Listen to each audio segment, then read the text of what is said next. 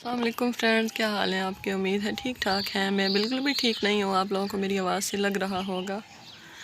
ये ब्यूटीफुल सी अब बटन रोज़ देख रहे हैं, मेरे गार्डन में ऐड हो चुकी है और इस पे 3 फूल माशाल्लाह खिल चुके हैं। अभी और भी इसके ऊपर कलियाँ आ रही हैं। ये फूल थोड़ा स्पेंट हो गया, 3-4 दिन से खिला हुआ था। और ये वाला ये अभी खिल रहे हैं। इसको दूसरा साल है। ये परमानेंट बेल है, आप इसको परमानेंट कह सकते हैं। ये देखें, इस पॉट में लगी हुई है और यहाँ जगह जगह इसकी नोड आ रही हैं क्योंकि धूप हो रही है शदीद। जैसे जैसे ये धूप शदीद होगी, इसकी पत्तियाँ निकलना स्टार्ट हो जाएंगी। फ्यूचर में ये बहुत ज़्यादा खूबसूरत लगेगी क्योंकि मैंने इसको यहाँ पे चढ़ाया इस एज पे। और ये देखें, इसकी कुछ टहनियाँ आगे तक यहाँ तक पहुँच चुकी हैं। फिर सर्दी स्टार्ट हो गई थी तो इसने अपनी ग्रोथ जो है वो रोक ली थी। इसको सर्दी में रखना होता है शेड के नीचे, क्योंकि मैंने इसको बांधा हुआ था तो इसको मैं नहीं रख पाई। मैंने इसको एज इट इज़ छोड़ दिया था।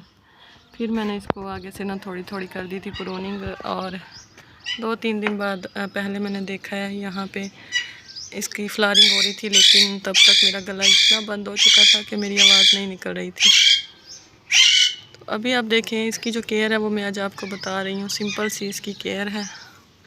जगह जगह देखें इसकी नोड एरिया, जैसे जैसे धूप स्टार्ट होगी इसकी पत्तियां निकल आएंगी। और पत्तियां निकलने से पहले पहले ये जो है ना अपने फूल निकाल लेती है और गुच्छों की सूरत में इसके ऊपर फूल आते हैं। पिछले साल इसके ऊपर ना कोई फूल नहीं था। मैंने इसको फिर फर्टिलाइज़र दिया और जो फर्टिलाइज़र दिया वो मैं आज आपको बताऊंगी इसी वीडियो में। तो आप लोगों ने मेरे साथ रहना है।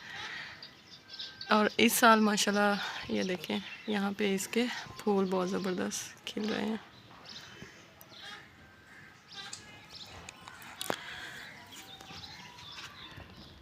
सबसे पहले जो चीज़ हमने ख्याल रखना है वो रखना है इसका पानी। बाज़ पौधे होते हैं जिनको पानी बहुत ज़्यादा पसंद होता है, लेकिन इस बेल को पानी इतना ज़्यादा पसंद नहीं है। इसका पानी इसको चेक करके देना पड़ता है। जब इस तरह इसकी मिट्टी जो है वो ड्राई हो जाए, ये देखें इस तरह, तब आप इसको पानी दें। अगर ज़्यादा इसको पानी देते रहेंगे तो इसकी हो जाएगी रूट रॉड और फ्लावरिंग भी नहीं होगी और पत्तियाँ भी नहीं निकलेंगी। उसके बाद हमने क्या करना है, इसको 10-15 दिन के अंदर इसकी गुडाई कर देनी है बहुत अच्छे से।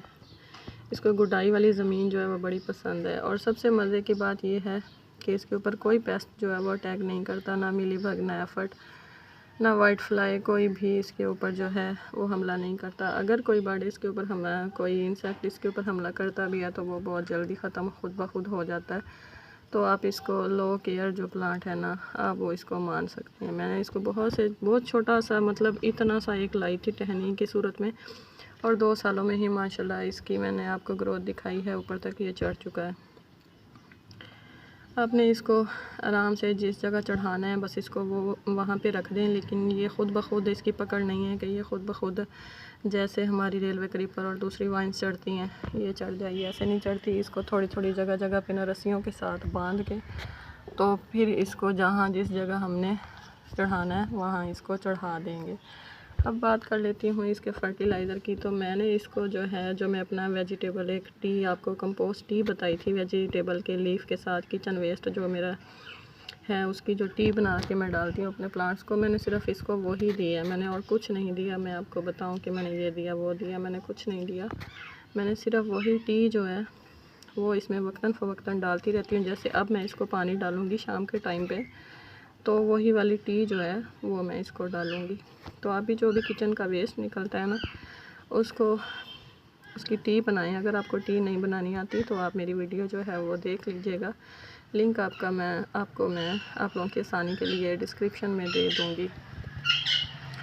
और इस परमानेंट बेल को अपनी गार्डनिंग का हिस्सा ज़रूर बनाएं, बहुत ही खूबसूरत लगते हैं। बटन रोज़ इसलिए इसको कहा जाता है क्योंकि इसके फूलों का साइज़ बहुत छोटा होता है, आम गुलाब से छोटा होता है।